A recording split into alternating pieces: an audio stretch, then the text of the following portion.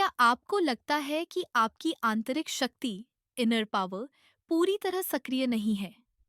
क्या आप जानना चाहते हैं कि आप अपने विचारों, ऊर्जा और विश्वास से कैसे ब्रह्मांड को प्रभावित कर सकते हैं? इस वीडियो में जानिए आंतरिक शक्ति क्या है और इसका प्रसारण कैसे होता है। अपनी ऊर्जा को कैसे उन्नत करें। जब आप अपनी आंतरिक शक्ति का सही रूप में प्रसारण करते हैं, तब ब्रह्मांड खुद आपका मार्ग खोलता है। आंतरिक शक्ति के प्रसारण को बदलने के लिए सबसे पहले अवचेतन को वास्तविकता को आकार देने में एक सक्रिय भागीदार के रूप में पहचानना चाहिए।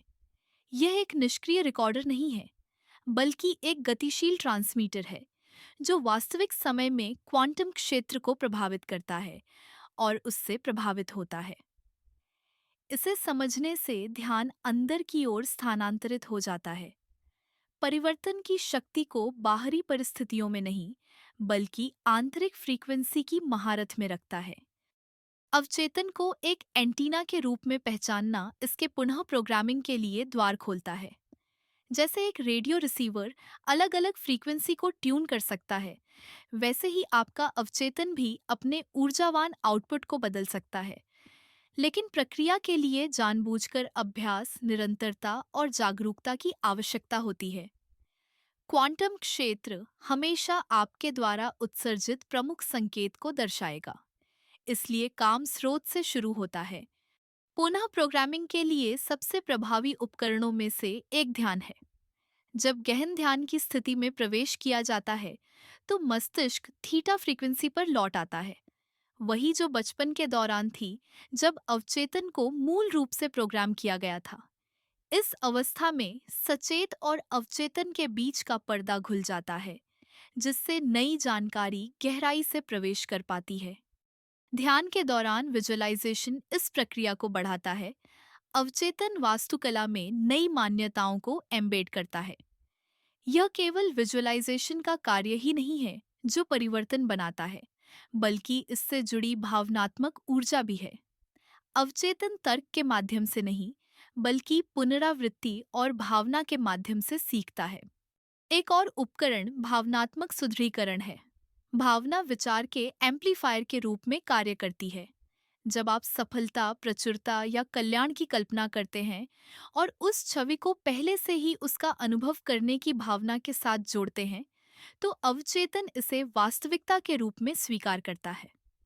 यह भावनात्मक आवेश उस संकेत को बदल देता है जिसे आप क्वांटम क्षेत्र में प्रसारित करते हैं। समकालिकताओं और अवसरों की एक श्रृंखला प्रतिक्रिया शुरू करता है। न्यूरोसाइंस इस तंत्र का समर्थन करता है। डॉक्टर जो डिस्पेंस्टा का शोध प्रदर्शित करता है कि कैसे भावनात्मक विचार न्यूरल पाथवे बनाते हैं जो समय के साथ व्यवहार और धारणा के डिफ़ॉल्ट पैटर्न बन जाते हैं। हर बार जब आप किसी ऐसी चीज के लिए कृतज्ञता महसूस करते हैं जो अभी तक भौतिक नहीं हुई है, तो आप अवचेतन एंटीना को उस वांछित फ्रीक्वेंसी को प्रसारित करने के लिए पुनः वायर करते हैं। इसके अलावा निरंतरता आवश्यक है। एक एकल विजुअलाइजेशन वर्षों की गहरी अवचेतन प्रोग्रामिंग को ओवरराइड नहीं करेगी। दैनिक अभ्यास कुंजी है। पुनः प्रोग्रामिंग के लिए निरंतर प्रयास की आवश्यकता होती है, ठीक वैसे ही जैसे किसी उपकरण को सही पिच पर ट्यून करना। अवचेतन सबसे अधिक बार प्राप्त होने वाली जानकारी को अवशोषित और प्रतिबिंबित करता है। इसीलिए खुद को ऐसे वातावरण, लोगों और प्रथाओं से घेरना जो नई वाइब्रेशन को सुदृढ़ करते हैं, पुनः प्रोग्रामिंग प्रक्रिया को तेज करता है। इसे अपने मन के ऑपरेटिंग सिस्टम को अपग्रेड करने के रूप में सोचें। आप जितनी अधिक निरंतरता के साथ नई मान्यताओं को स्थापित और सुदृढ़ करते हैं, पुरानी सीमाएं उतनी ही तेजी से दूर होती जाती हैं। मूर्तिकार और पत्थर की अन्योक्ति पर विचार करें।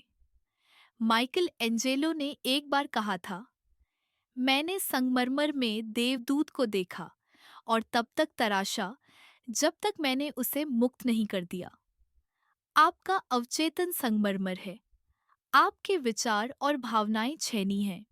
प्रत्येक विजुअलाइजेशन, प्रत्येक पुष्टि, प्रचुरता या आनंद की प्रत्येक भावना छेनी का एक प्रहार है, जो धीरे धीरे भीतर छिपी मास्टरपीस को प्रकट करता है। लगातार पुनः प्रोग्रामिंग के माध्यम से आप न केवल अपने अवचेतन को आकार देते हैं, बल्कि क्वांटम क्षेत्र को भी आकार देते हैं, जो आपकी आंतरिक मूर्तिकला को भौतिक वास्तविकता में दर्शाता है। एक बार जब रीप्रोग्रामिंग शुरू हो जाती है, तो धारणा में एक अपरिहार्य बदलाव सामने आता है। दुनिया अब आकस्मिक घटनाओं के एक अराजक परिदृश्य के रूप में प्रकट नहीं होती है। यह एक जटिल रूप से जुड़ा हुआ जीवित ताना बाना के रूप में खुद को प्रकट करता है, जो हर पल उस ऊर्जा पर प्रतिक्रिया करता है जिसे आप उत्सर्जित करते हैं। क्वांटम उलझाव दिखाता है कि अलगाव एक भ्रम है। हर विचार, हर भावना और हर विश्वास जाल के माध्यम से वाइब्रेट होता है, जो न केवल व्यक्तिगत वास्तविकता को बल्कि पूरे सामूहिक क्षेत्र को प्रभावित करता है। यह एहसास सशक्तिकरण और विनम्रता दोनों है। यह पीड़ित होने की धारणा को समाप्त करता है। यह बताता है कि परिस्थितियां बाहर से थोपी नहीं जाती हैं, बल्कि आंतरिक स्थितियों का ऊर्जावान प्रतिबिंब है। चुनौतियां, जिन्हें कभी बाधाओं के रूप में देखा जाता था, वे प्रतिक्रिया तंत्र में बदल जाती हैं, जो आपको उस फ्रीक्वेंसी को परिष्कृत करने के लिए मार्गदर्शन करती हैं जिसे आप प्रसारित करते हैं।